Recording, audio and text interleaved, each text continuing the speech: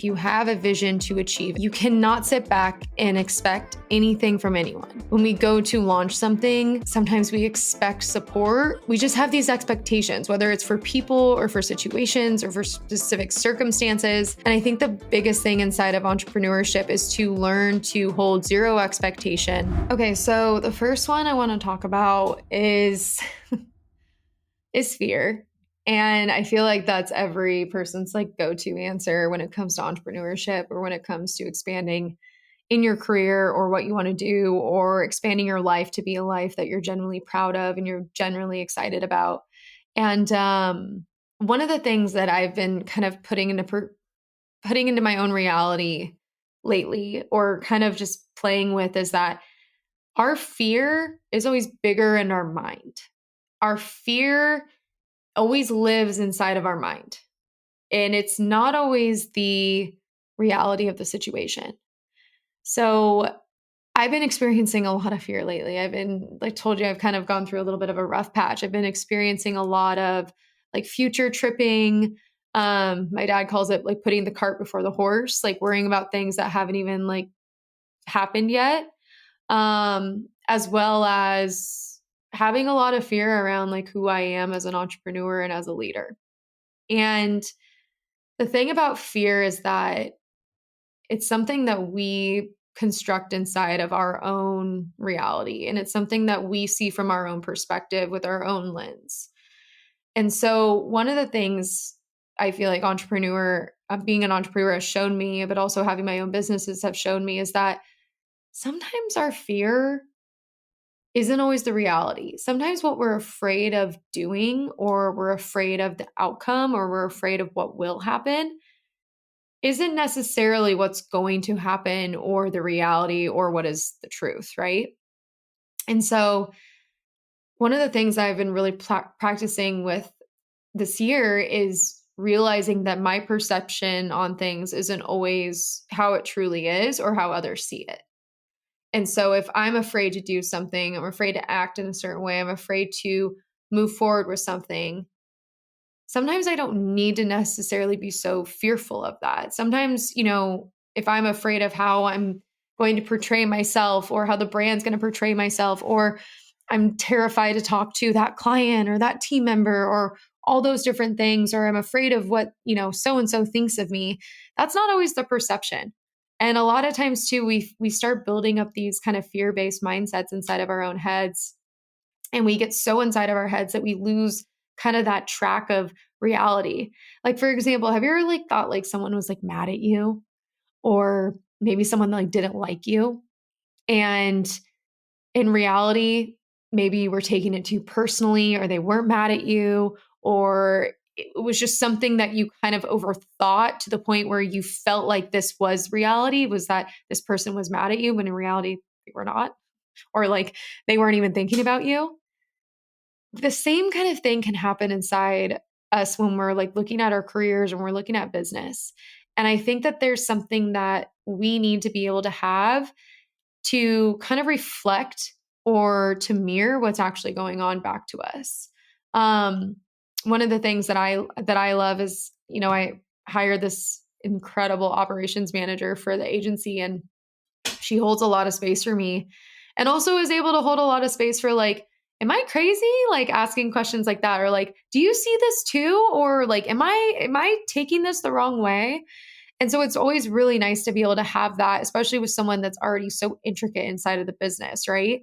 And same thing kind of in my life. I have this incredible coach, and there's a lot of ways that she holds space for me, unbiased. And even friends, like there's even friends that, that care so much about, me and what's best for me, that they're willing to kind of hold space and be able to kind of reflect back any of my fears, in the sense of like, no, you're totally overthinking this, or like, yeah, maybe this is actually how it seems, or, things of that nature.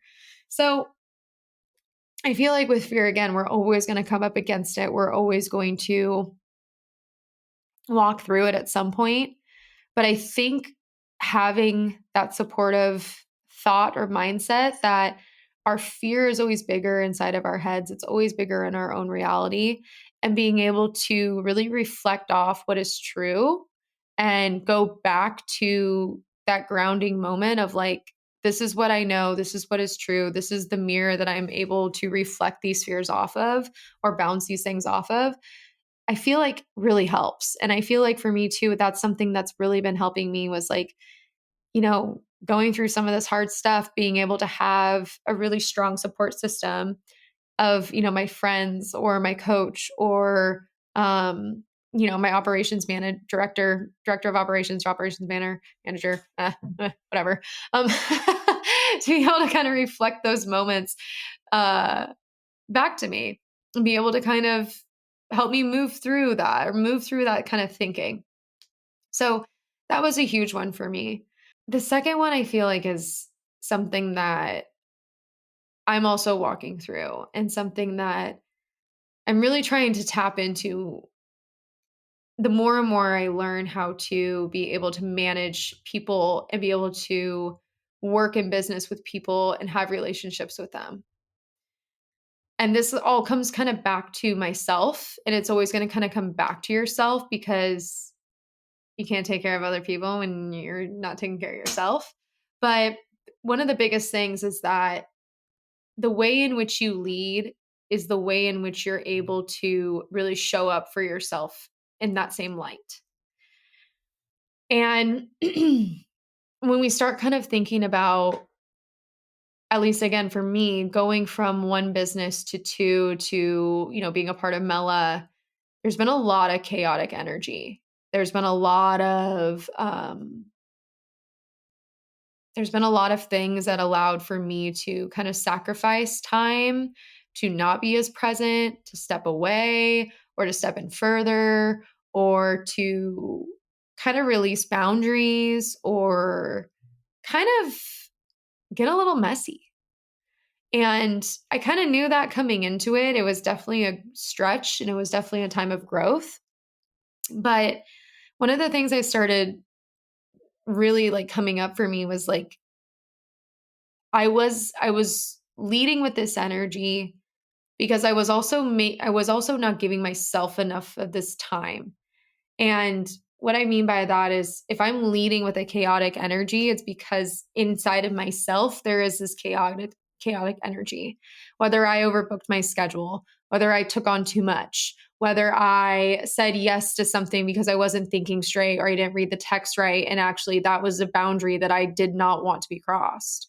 There's kind of this reflection of how we lead as leaders, whether again in our own business or at our jobs or whatever we're doing, where if we're not kind of minding taking care of ourselves in that light, or we're making sure that, I am well resourced and I am showing up for myself in the best way, that leadership's also going to come through when you go to lead.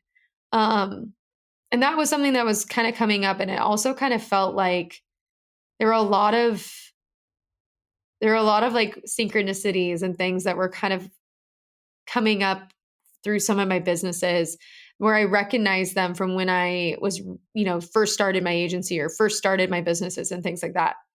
And so I got to kind of play with that. And I got to kind of reel back what I was doing, come back to making sure I was well resourced, whether it's with rest or, my schedule or setting very clear boundaries with the people that I work with or clients. And I had to kind of come back to that because one of the best things and one of my greatest talents is being able to have a vision and be able to build people or bring people together underneath that vision. And if I can't lead and if I can't think straight and if I can't hold myself up to that standard in which I'm able to be a top performer, it's not going to happen, or it's not going to happen as great. So that was something that really I got to kind of play with and experiment with. And that also came up for me. And that I started realizing like, shit, like I have to really take care of myself and I have to really be like my own leader and make sure that I'm leading in a way in which I feel, well resourced and feel like I'm able to take this on. I'm able to move forward. I'm able to communicate with my teams and the people that are really making the vision come together and be present with them. Now, again, that was a big learning. Okay.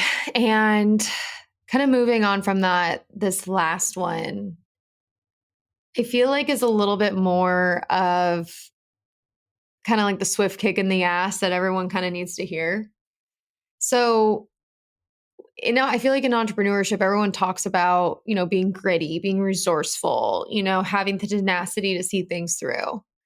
And I think what I've seen from some of the greatest entrepreneurs or some of the people that I respect and look up to is kind of also my own learning. And there's this learning of like, if you want something to be done, if you have a vision to achieve it, you cannot sit back and expect anything from anyone.